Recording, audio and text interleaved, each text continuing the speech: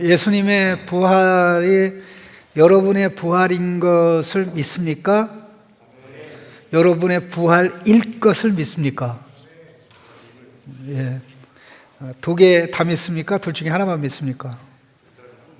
예. 아까 찬양하는 가운데 예수님의 부활 생명이 내 안에 있어 새 삶을 사네, 그 가사가 나왔던 걸 보았습니다. 사실 예수님의 부활을 기념하면서 우리가 부활절 예배를 드리는데, 그냥 성탄의 의미를 모르고 그 성탄을 축하하는 예수 안 믿는 사람들하고 부활의 의미를 모르고 부활절 예배를 드리는 성도가 무슨 차이가 있나, 그런 생각을 사실 얼마든지 할 수가 있습니다. 제가 꽤 오래됐는데 한 5, 6년은 아마 됐을 겁니다. 그 생명과 사망에 대한 Q&A라고 그런 한 51가지인가 몇 가지를 만들어서 사경에도 하고 또 가르치고 그랬었고, 특별히 볼리비아, 남미에 있습니다. 남미에 가서 목사님들도 가르쳤었는데, 그게 굉장히 귀중한 내용인데 사람들이 잘 모르는 게 너무나 가슴이 안타깝습니다. 특별히 예수 안 믿는 자는 사망을 몰라서 문제고, 예수 믿는 우리는 생명을 몰라서 문제예요. 아니, 목사님 무슨 얘기를 하세요? 사망 모르는 사람이 어디 있어요? 예, 사망은 다 미래의 문제라고 생각하지, 지금 자기의 존재를 결정하고 자기가 하는 모든 활동에 영향을 주고 있다는 사실을 아는 불신자들이 없죠. 혹시 예수 안 믿는 아주 친한 친구 있으면 그냥 이 면상 가리고 한번, 야, 내가 지금 여지가 한 번도 얘기 안 한 거 좀 하기를 원하는데 너 죽었어. 생각하니? 라고 얘기하면 친구가 뭐라 반응하겠어? 안 믿는 친구가. 야, 너 오늘 열받았냐? 내가 죽었으면 무덤 속에 있지. 나 멀쩡히 너하고 대화하잖아. 너 착각하지 마. 나 살아있어. 뭘 모르는 겁니까? 영적으로 죽어. 영이 죽어 있어서 하나님이 그를 만들었다는 사실을 모르고, 그가 하나님의 자녀로 살게 하나님이 만들었다는 사실을 모르고, 하나님의 자녀로 회복시켜주기 위해서 예수님을 구원자로 보냈다는 걸 모르잖아요. 예수 안 믿는 사람이 나는 문제가 심각해. 내 문제가 심각한 게 뭔지 알아? 뭐 이것저것 다 주절주절 다 얘기하는데 단 한 번도 나의 근본적인 문제는 예수 안 믿는 게 문제야라고 얘기하는 적이 없어요. 있으면 데리고 와보라고요. 없어요. 그런 문제의 심각성을 느끼는 사람은 저와 여러분처럼 이 자리에 서거나 앉아 있는 겁니다. 그럼 신자가 왜 생명을 모른다고 얘기하냐? 신자가 생명을 얻는다는 게 뭐냐라고 물어보면 창신교회 교인들 빼놓고 대부분의 사람들이 뭐라고 얘기하냐면 예수 믿으면 천당 가는 거예요. 네. 그러면 아직 생명을 못 받았네요. 그러니까 그럼 그렇죠. 예수 믿는 사람도 장례식이 있고 다 죽으면 땅속으로 들어가고 영은 예수님께로 가지만 그 영생을, 생명을 얻으려면 우리 육신이 죽은 자 가운데 살아나야 됩니다. 그러니까 아직 우리는 생명을 소망으로 바라보고 있지, 예수님의 생명이 우리 속에 있는 거 아닙니다라고 창신교회 교인들, 창신교회 교인이라고 다 이건 아는 건 아니고 대부분의 사람들이 그렇게 얘기해요. 적지 않은 목사님들이 그렇게 생각한다고 하면 성도들이 그렇게 생각할 가능성은 200%, 300%죠. 그러니 우리 하나님이 얼마나 가슴 아파하시겠는가. 예수님의 부활은 우리 신앙생활의 전부입니다. 예. 참 내가 아는 걸 그냥 이거 빼가지고 그냥 집어넣어줬으면 좋겠어요. 2부 때도 설교하고 3부 때 설교하는데 참 얼마나 힘들고 그냥 제가 쇼를 다 하고 그랬는데도 참 안 되더라고요. 그렇다고 열정이 있어서 또 설교를 다시 들을 분들은 또 많지 않은 것 같고 좀 어쩔 수 없다 그런 생각을 하는데, 예수님의 십자가와 부활은 우리의 신앙생활의 전부입니다. 우리의 신앙생활의 시작, 진행, 결정, 결론, 완성까지 한순간도 이 두 개가 없이는 불가능합니다. 그 가운데 이제 먼저 하나 중요한 부분을 좀 이야기하고 나가기를 원하는데요. 자, 여러분, 부활하신 예수님의 그것을 믿고 알 수 있는 그 아주 구체적인 방법이 뭐죠? 예수님이 부활하신 것을 믿으려면 부활하신 예수님을 만나면 된다, 부활하신 예수님을 만나도 안 된다. 둘 중에 하나입니다. 답 얘기해 보세요. 부활하신 예수님의 부활을 믿으려면 부활하신 예수님 만나면 된다, 만나도 안 된다. 왜 대답을 안 해요? 부활하신 예수님 만나도 안 돼요. 부활하신 예수님 만나도 안 됩니다. 엠마오로 가던 두 제자가 대화하고 가는데 부활하신 예수님이 나타났어요, 안 나타났어요? 부활하신 예수님이 나타나서 그들하고 대화하는데 예수님 즉각적으로 부활하셨네, 할렐루야 할렐루야 했어요, 안 했어요?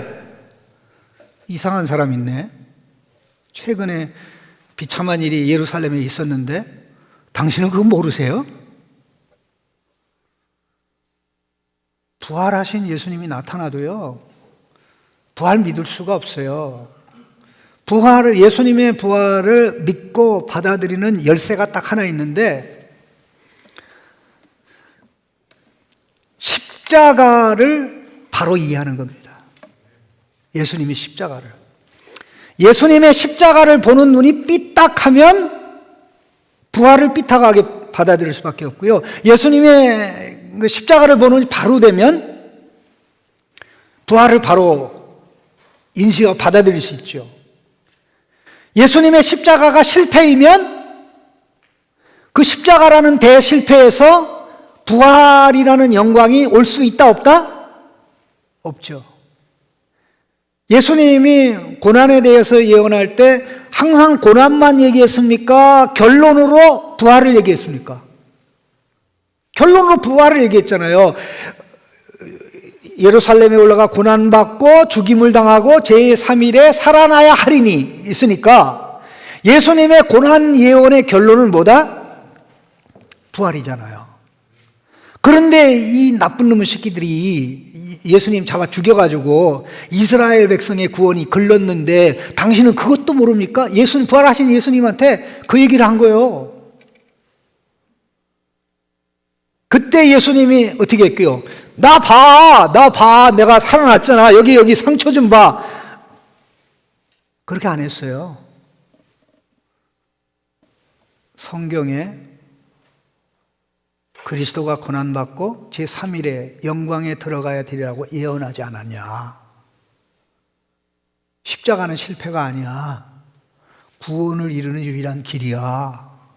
그렇게 예수님이 3년 동안 가르쳤던 거 핵심을 얘기하고 구약의 선지서에 모세오경에 시편에 가르쳤던 것을 딱 얘기를 하고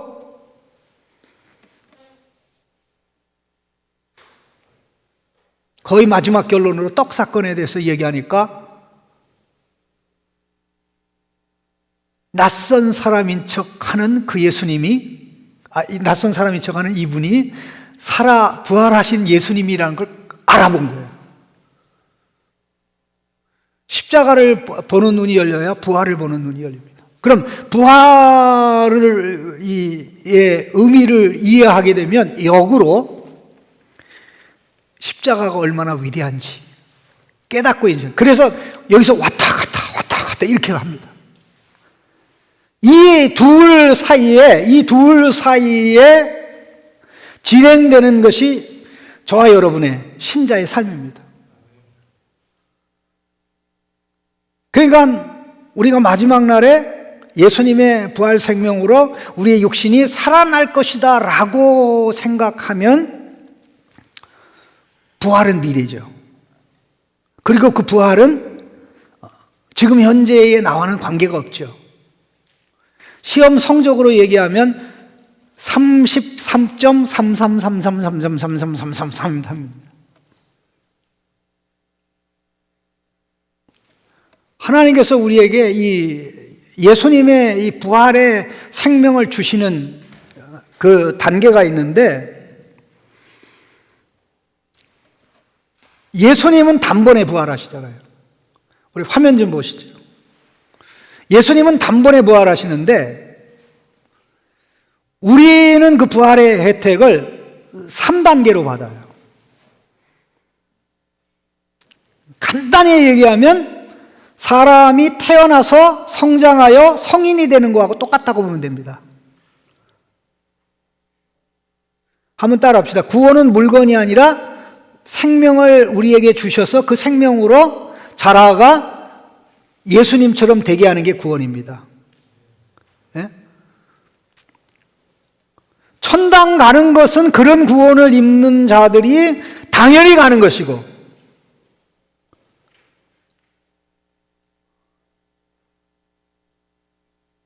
이 부분을 빼놓으면 모든 게 다 빠지는 겁니다. 그러면 그런 생각을 해요. 아니 뭐 예수님이 죽음이 우리의 죽음이고 예수님의 장래가 우리의 장래고 예수님의 부활이 우리의 부활이면 그냥 다 완샷에 되면 얼마나 좋아요. 그런데 이게 다 법적인 거예요. 하나님의 공의와 구원의 법에 있어서 법적으로 그런 것이죠. 자, 자식이 잘못했어요. 그래서 자식이 매를 맞게 됐는데 아버지가 나와가지고 내가 애 대신 벌 받겠다고 하면 그 아이 대신 벌 받으니까 아버지가 벌 받는 거로 아이가 벌을 받은 것이 된 거죠. 이거는 실제적인 겁니까? 법적인 겁니까? 물리적으로는 아버지가 매를 맞았지 아들이 매 맞은 게 아니잖아요. 이게 법이라는 겁니다. 하나님의 구원 역사 속에서 예수님의 죽음이 우리의 죽음이고 예수님의 장래가 우리의 장래고 예수님의 부활이 우리의 부활이지만, 실제적으로 그 죽음이 나의 죽음이 되고 그 장래가 나의 장래가 되고 그 부활이 나의 부활이 되기 위해서는 내가 예수 믿어야 되잖아요. 그걸 단계적으로 체험해야 되잖아요. 그것을 체험하게 하고 경험하게 하는 것이 바로 세례입니다. 세례는 옛 삶의 죽음과 새로운 생명의 탄생을 의미합니다. 기본적으로 옛 삶의 죽음과 새로운 삶의 탄생. 그럼 옛 삶의 죽음은 뭡니까?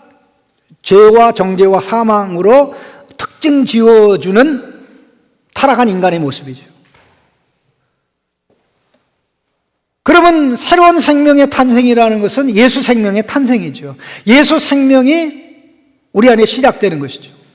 그러니까 세례를 베풀 때 아주 중요한 조건이 있는데, 가장 중요한 조건이 뭡니까? 믿음. 나의 믿음이든가 부모의 믿음. 유아의 경우는 부모의 믿음이고 성인의 경우는 자기의 믿음인데, 믿을 때 이 모든 것이 예수님이 한 것이 우리가 한 것으로 하나님께서 간주하고 받아주는 것이고, 그래서 예수님으로부터 복을 받고 예수님으로부터 사랑을 받고 이 하나님 아버지로부터 예수님처럼 대우받는 이런 일이 일어나는 겁니다. 그런데 그때 우리가 이런 모든 것을 체험하고 경험하게 될 때 단계적으로 되는데, 처음에는 예수 생명으로 탄생하고, 그 탄생한 다음에 뭐 해야 됩니까? 신난다. 엄마 아빠로부터 독립. 그 기저귀 찬 애가 엄마 아빠로부터 독립 선언하고, 누구예요? 유건이가 엄마 아빠에게서 독립하고 신난다. 이 기저귀 차고 다니면서 돌아다니면 한번 생각해 보세요. 얼마나 가관이겠어요. 우리가 예수 생명으로 탄생하는 이것이 예수님의 부활 생명의 시작입니다. 예수님의 부활 생명 DNA가 우리 속에 씨앗이 떨어진 거예요. 이것을요, 예수님은 나사로를 살리는 과정에서 너무나 분명하게 하셨는데, 자, 요한복음 11장 25절 26절을 좀 봤으면 좋겠습니다. 요한복음 11장 25절 26절인데 우리가 아주 잘 아는 내용입니다. 우리 같이 한번 읽어보겠습니다. 나는 부활이요 생명이니 나를 믿는 자는 죽어도 살겠고 무릇 살아서 나를 믿는 자는 영원히 죽지 아니하리라. 자, 여기 세 가지 중요한 내용이 나옵니다. 첫 번째 내용이 뭐냐면, 예수님이 누구라고요? 나는 생명이요 부활이라고 그랬습니까? 부활이요 생명이라고 그랬습니까? 그러면 부활 다음에 언급된 생명은 자연적 생명입니까? 부활 생명입니까? 맞죠? 그러면 예수님이 죽었다가 살아나셔서 부활 생명을 가지는데, 예수님은 단번에 가지시잖아요.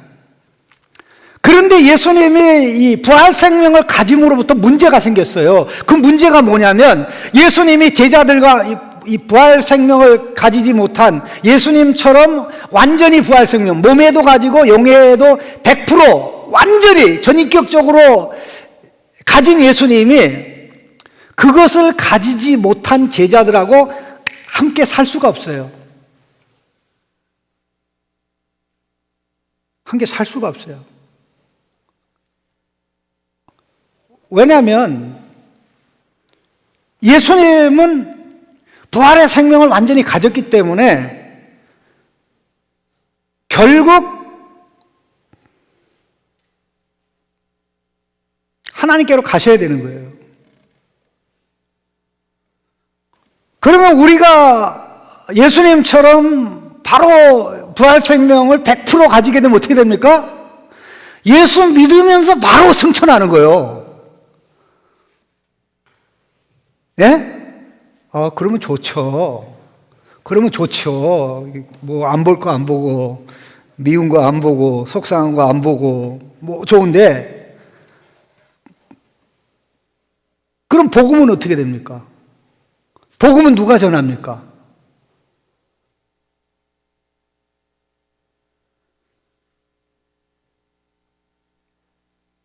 그 예수님의 탄생을 가만히 보면, 자, 너무 길게 나가겠다. 큰일 났어. 자, 여기서 예수님이 나는 부활이요 생명이니, 나는 부활이요 생명이니, 부활 생명이니, 이제 예수님은 죽었다가 다시 살아남으로 이 부활 생명을 주시겠다는 겁니다. 그럼 어떻게 주시는가 보시죠. 두 번째 내용이 나를 믿는 자는 죽어도 살겠고, 나를 믿는 자는 죽어도 여기서 죽어도 살겠고라는, 여기서 죽는다는 것은 육체적인 죽음입니까? 영적인 죽음입니까? 육체적인 죽음이죠. 죽어도 사니까 이 나사로가 죽었다가 다시 살아난 것처럼 나사로의 죽음은 육체적인 죽음이에요? 영적인 죽음이에요? 육체적인 죽음이에요. 나사로처럼 죽지만 우리 주님이 나사로야 하듯이 살려낸다는 거예요. 그러면 지금 예수 믿는 사람은 예수님의 부활 생명을 몸에 가지고 있다, 안 가지고 있다? 아직 안 가지고 있다, 그런 얘기 아닙니까? 그렇죠? 예수 믿는 사람도 장례식이 있다. 그러지만 장례식으로 끝나는 게 아니라 마지막 날에 예수 생명을 부어주셔서 살게 된다. 그럼 여기 퀘스천 마크가 뭐냐면, 예수님을 믿는 자는 죽는다고 할지라도 다시 살아나게 될 것인데 누가 예수를 믿느냐, 이거죠. 질문은 누가 예수를 믿느냐? 그게 바로 26절의 말씀입니다. 무릇 살아서 나를 믿는 자는 영원히 죽지 아니하니. 여기서 영원히 죽지 않는다라는 것은 앞에 나오는 죽어도라는 말의 반대입니까? 그거와는 다른 겁니까? 국어 실력 발휘. 여기서 영원히 죽지 않는다는 것은 두 번째 죽음을 가르칩니다. 영적인 죽음. 영원한 부활 이후에 불못에 던져지는 가장 비참한 전인격적인 죽음을 말합니다.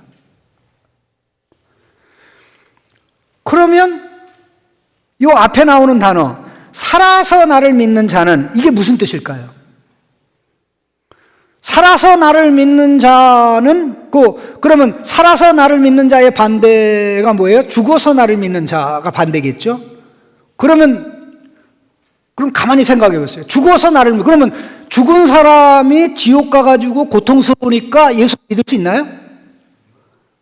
참 내가 죽어보니까 예수 안 믿는 게 비참한 일이네, 나 믿어야지, 이게 되나요? 이게 아니잖아요. 그러니까 여기 죽어서 나를 믿는 자는 개념이 이게 불가능하다면, 살아서 나를 믿는다라는 말이 뭐냐면, 이 살아있는 자 곧 예수 믿는 자란 뜻이에요. 헬라어 원문에 파스토 피스토온 카이 에피스토온 에이스 에메. 이 헬라말 되게 어렵다. 내가 틀리게 말해도 뭐 여러분 모르잖아요. 틀리게 말한 건 아니고 정확하게 얘기를 했고요. 이게 뭐냐면 살아있는 자 곧 예수 믿는 자. 여기서 그럼 살아있는 자는 육체적으로 살아있는 자를 말합니까? 영적으로 살아있는 자를 말합니까? 영적으로 살아있는 자죠. 그럼 영적으로 살아있는 자는 누굽니까? 영적으로 죽었었는데 예수를 믿을 수 있도록 하나님께서 복음의 말씀으로 성령으로 우리를 살려주셨다, 그 말이에요. 그러면 우리 가운데 살아난 부분이 있고 살아나지 않은 부분이 있죠. 살아났기 때문에 예수 믿는 거고, 또 살아나지 않은 부분은 우리 육체인데 마지막 날에 우리 주님이 다시 살린다는 거죠. 그러면 이 말씀 속에 뭐가 들어있습니까? 우리가 예수 믿는 것은 살아난 결과로 예수 믿는 거다. 그러면 살아날 때 살아나는 생명이 육체적인 생명이 아니고 영적 생명이라면, 그 영적 생명은 어떤 생명이냐는 거죠. 그 영적 생명이 아담이 타락하기 전에 가졌던 생명이냐, 아니면 죽었다가 다시 살아나신 예수님의 생명이냐, 둘 중에 하나. 죽었다가 다시 살아나신 예수님의 생명이죠. 아멘? 이게 왜 중요하냐면요, 아담이 타락하기 전에 가졌던 생명은 죄를 짓고 그 생명을 잃을 수가 있어요. 그런데 예수님의 부활 생명은 죄와 싸워 이겼기 때문에 사망과 이겨서 더 이상 죄에게 굴복하지 않고 사망에 굴복하지 않죠. 그러니까 그 생명으로 우리 영이 살아났기 때문에 그 생명의 호흡과 생명의 활동이 예수 믿는 거라는 겁니다. 자, 다 화면 좀 보세요. 화면. 자, 우리 영이 살아나서 예수 믿는, 이게 생명의 탄생입니다. 그리고 마지막 날에 부활할 겁니다. 그런데 시작도 그렇고 끝도 공통점이 있어요. 완샷에 된다는 거예요.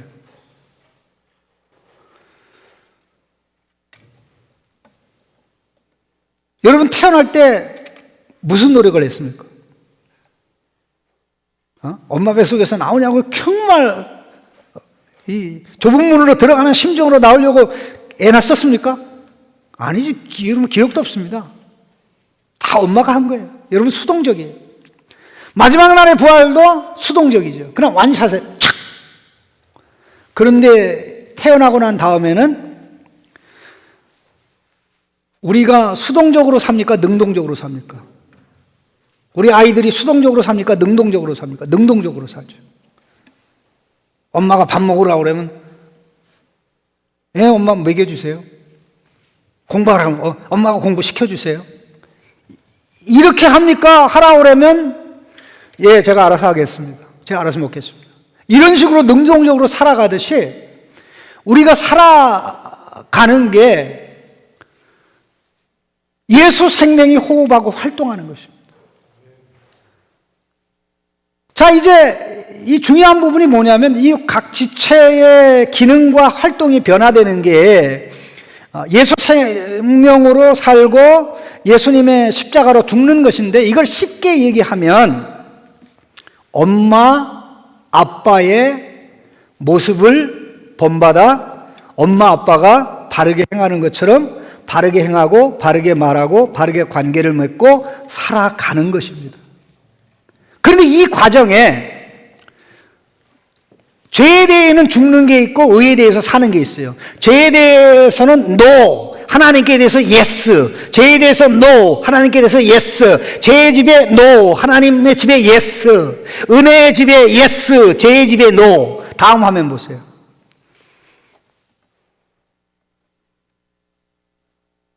근데 참 놀라운 게요, 원래 죄의 반대는 은혜입니까? 의입니까? 의. 죄의 반대는 의입니까? 은혜입니까?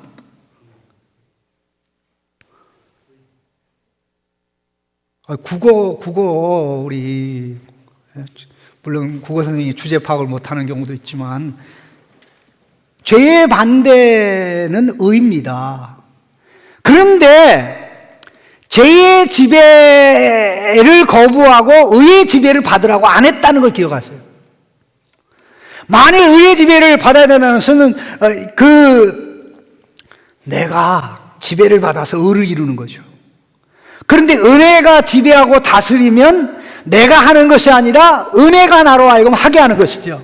은혜가 나로 하여금 말하게 하는 것이죠. 은혜가 나로 하여금 죄에 대해서 죽게 하고 의에 대해서 살게 하는 거죠. 은혜가 나로 하여금 죄를 배척하고 하나님의 지배와 통치를 받아서 예수님처럼 살게 하는 거죠. 자, 4절 말씀 한번 보겠습니다. 4절 말씀 같이 읽어보죠. 6장 4절입니다. 예수님의 부활 생명이 우리에게 주어질 때 이게 완전하게 주어지는 게 아니라 예수 생명이 우리 안에 탄생되는 겁니다. 자, 4절 말씀에 그리스도를 죽은 자 가운데서 살리심과 같이 우리도 죽은 자 가운데서 살려내셨도다. 자, 그 말 있나 보세요. 그리스도를 죽은 자 가운데서 살리심과 같이 우리도 죽은 자 가운데서 살려내셨도다. 있습니까? 없습니까? 없죠. 그게 아니라는, 그럼 예수 생명이 없는 건가? 있습니다. 우리로 하여금 우리가 새 생명 가운데 행하게 하려고 우리를 죽였다는 것이죠. 예수님과 함께 죽게 했다는 거죠.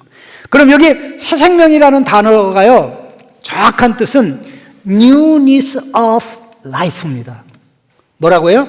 newness of life. 여기서 life는 생명의 새로움이라는 뜻인데, 여기서 생명은 부활 생명입니다. 우리 속에 시작된 예수님의 부활 생명이, 우리 영 속에 주어진 예수님의 부활 생명이 성장하고 성장해서 새롭게 돼서 예수님의 부활 생명으로 성장해서 예수님의 모습을 가지고 살아가는 것이죠. 이 생명이 또 새롭게 되고 또 새롭게 되고 또 새롭게 돼야 된다는 것인데, 이걸 쉽게 이해하려면 옛날에도 제가 그 말 한 것 같은데, 여러분 생로병사라는 말 들어봤죠? 생로병사. 이 부처님이 인생의 고뇌를 느끼면서 보리스 나무 밑에서 생로병사의 운명을 벗을 수 없는 인간들의 고민을 하다가 그 답을 알았다는 거 아닙니까? 그래서 바라나시의 사르나트에서 제자들을 모아놓고 설법을 했다는 거 아닙니까? 그런데 감사하게도 그 사르나트의 불교 사원, 이 한국의 불교 사원이 하나 있고 그 근처에 우리 창신교에서 재정을 일부 지원을 해가지고 지금 이 교회를 짓고 있어요. 몰라 어느 정도 되는지 잘 모르겠어요. 우리가 뭐 재정 지원한 것은 많은 액수는 아니고요.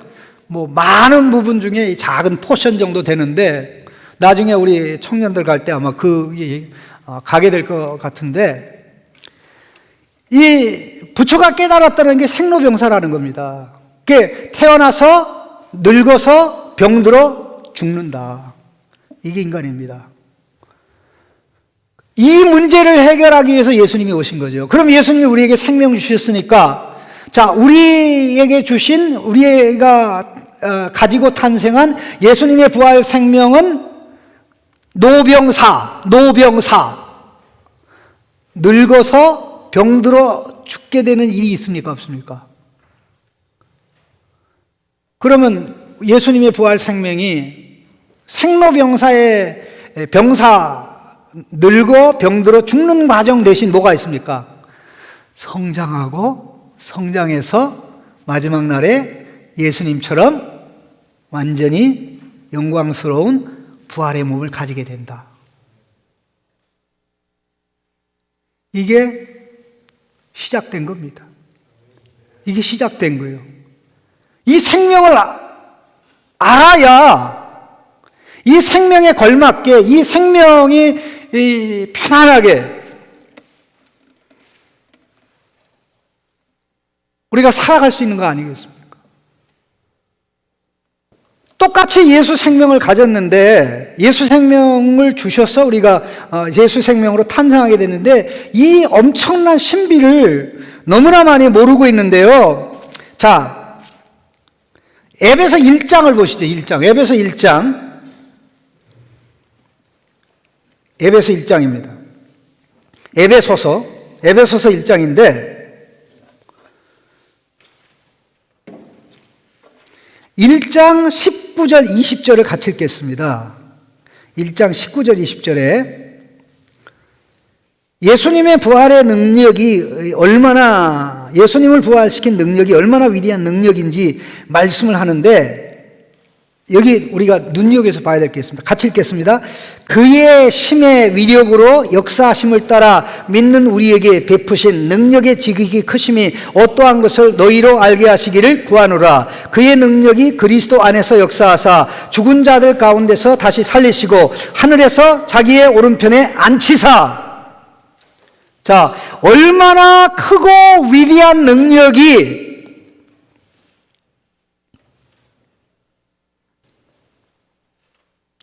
우리로 하여금 예수 믿게 했는지 알기를 원한다는 겁니다. 어마어마하게 큰 능력이 역사한 결과 저와 여러분이 본능적으로 마음 중심으로 예수를 믿게 되었다는 것입니다. 그럼 그 얼마나 크고 위대한 능력이 무슨 능력이냐? 이 능력이 우리 안에 역사하기 전에 누구 안에 역사했느냐? 20절. 그 능력이 그리스도 안에 역사하사 죽은 자들 가운데서 살리셨다는 겁니다. 예수님을 죽은 자 가운데서 살려내신 어마어마한 그 능력이 우리 안에 역사해서 예수 믿게 했다는 거예요. 그럼 우리 안에 그 생명 능력이 역사한 거를 우리는 뭐라 그러는 거예요? 그거 중생인 거예요. 그게 중생이에요. 알겠습니까? 알겠습니까? 그러면 중생할 때 그 생명이 예수님의 부활 생명으로 우리가 태어나는 거죠. 그래도 안 믿으면 내가 증명할게요. 자, 베드로후서 1장 보세요. 베드로후서 1장. 베드로후서 1장.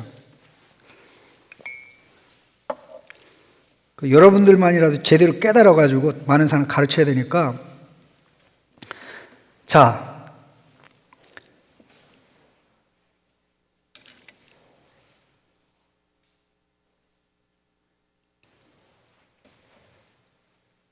자, 3절 같이 읽겠습니다. 2절, 3절. 2절, 3절에 하나님과 우리 주 예수를 알므로 은혜와 평강이 너희에게 더욱 많을지어다. 그의 신기한 능력으로 생명과 경건에 속한 모든 것을 우리에게 주셨으니 이는 자기의 영광과 덕으로서 우리를 부르신 이를 알므로 말미암음이라. 그의 신기한 능력, 디바인 파워입니다. 예수님을 죽은 자 가운데 살려낸 디바인 파워가 우리에게 두 가지를 주셨는데, 그 중에 하나는 생명이고 그 중에 하나는 경건인데, 경건이라는 건 뭡니까? 우리에게 주어진 생명이 성장하는 것이죠. 예수님을 닮아가는 것이죠. 하나님의 아들 예수 그리스도가 보여준 예수님의 모습을 입어가는 것이죠. 그렇다면 여기에 신기한 능력으로 우리에게 주신 이 생명은 자연적 생명이 아니라 부활 생명이죠. 그래도 못 믿겠다. 자, 베드로전서 1장 3절 하나만 더 보겠습니다. 베드로전서 1장 3절에 같이 읽겠습니다. 우리 주 예수 그리스도의 아버지 하나님을 찬송하리로다. 그의 많으신 국률대로 예수를 죽은 자 가운데서 부활하게 하심으로 말미암아 우리를 거듭나게 하사 산 소망 있게 하시며 썩지 않고 더럽지 않고 새하지 아니하는 유업을 있게 하시나니 곧 너희를 위하여 하늘에 간직하신 것이라. 자, 예수님을 죽은 자 가운데서 부활하게 하심으로 말미암아 우리를 뭐 했다고요? 거듭나게 했다고. 그래서 썩지 않는 소망을 우리가 가지게 됐다는 건데, 우리가 거듭났을 때 이 가진 생명이 예수님의 부활 생명인 거죠. 그러면 어떻게 살아야 됩니까? 이 생명이 자라도록 하는 게 바로 사도 바울이 우리에게 요구하는 겁니다. 예수님의 살아나심은 죄에 대하여 단번에 죽으심이고 살아나신 아버지 하나님께 대하여 단번에 사심인데, 그러니까 뭘 해야 된다? 죄에 대해서는 죽은 자요, 하나님께 대해서는 산 자라고 생각해야 된다. 간주해야 된다. 한번 따라합시다. 나는 죄에 대해서 죽었다. 나는 하나님께 대하여 살아있다. 이 의식화 작업을 해야 됩니다. 여러분 머리를 세뇌시키세요. 생각을 세뇌시키세요. 예? 이게요 너무나 중요합니다. 나는 죄에 대해서 죽었어. 그게 무슨 말이냐면요, 죄의 놈이 내 주인이 아니라는 겁니다. 욕망이 아니라, 나는 그 욕망과 탐욕의 제약의 노예가 아니라는 거예요. 그러니까 죄가 시킨다고, 탐욕이 시킨다고, 욕망이 시킨다고, 예 알았습니다, 예 알았습니다, 이렇게 하지 말라는 거예요. No to 죄의 집에 대해서는 no, 하나님의 은혜에 대해서는 yes, 하나님의 은혜에 대해서는 yes, 하나님의 은혜에 대해서는 yes 하라는 거죠. 이 의식화가 돼야 삶의 현장에 딱 가서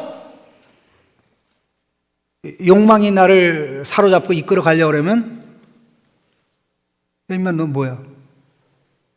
욕심, 너 내 주인 아니야. 난 네 종 아니야. 나의 주인은 나를 구원하신 하나님 아버지야. 네가 나를 지배하는 게 아니라 내 속에 있는 성령님이 나를 지배하는 거야. 그렇게 담대하게 서고 하나님 앞에서는, 하나님 내가 이 제 앞에서는 담대히 선언했는데 사실 막상 내가 죄를 물리치는데 힘이 모자라요. 도와주세요. 은혜 가운데 나가는 거죠. 성령의 도우심을 구하는 거죠. 생명의 새로움은 성령의 새롭게 하는 역사로 말미암아 가능하거든요. 7장 6절에 이게 영의 새로움이라는 단어가 나옵니다. 영의 새로움이라는 단어하고 생명의 새로움이라는 단어는 아주 연결되어 있는데, 우리 속에 시작된 예수 생명이 자라려면 성령의 새롭게 하는 역사가 필요하다는 겁니다. 그 성령이 어떻게 우리를 새롭게 하는가? 우리가 예수님의 십자가를 묵상하고 부활을 묵상하면서 모든 우리의 이 그때그때 드러나는 죄의 쓰레기들은 예수님의 십자가 앞에 갖다 놓는 겁니다. 그리고 부활하신 주님으로부터 생명의 아름다운 것들, 생명의 덕들을, 하나님이 기뻐하는 아들의 모습을 하나하나씩 입는데, 내려놓는 것도 성령의 역사로, 또 벗고 있는 것도 성령의 역사로, 그 다음에 벗은 다음에 입는 것, 취하는 것도 오직 성령의 역사로 되는 겁니다. 그래서 죽었다가 살았다, 죽었다 살았다, 벗었다 입었다 하는 이 과정을 통해서 우리 속에 있는 예수 생명이 성장해 가는 겁니다. 똑같은 신자라도 예수 생명이 많이 성장한 신자가 있는가 하면 적게 성장한 신자가 있죠. 차이가 있을까요, 없을까요? 예수 믿는 사람들 사이에 예수 생명의 차이가 있을까요, 없을까요? 그거는 쌍둥이로 태어나도 차이가 있죠. 그거하고 똑같아요. 우리의 주님의 은혜에 반응하지 않고 계속 거부하면서 죄의 종도 아닌데 죄의 종처럼 살아가고 그러면 우리 속에 있는 생명이 탄식하는 겁니다. 성령이 탄식해요. 그러니까 결국 주님을 드러내지 못하고 안타까움을 가져다 주는 겁니다. 자, 결론 맺겠습니다. 우리는 21세기의 영적인 나사로입니다. 자, 나사로는 죽었다가 살아났죠. 나사로가 다시 살아난 이것은 사실 자연적 생명의 연장이죠. 그래서 나중에 또 죽었어요. 그렇지만 영적인 나사로인 우리는 예수님의 부활 생명으로 살아나 두 번 다시 죽지 않죠. 육적인 죽음은 죽을지, 나사로처럼 죽을지라도. 그런데 나사로 때문에 어떤 일이 벌어집니까? 난리가 났어요.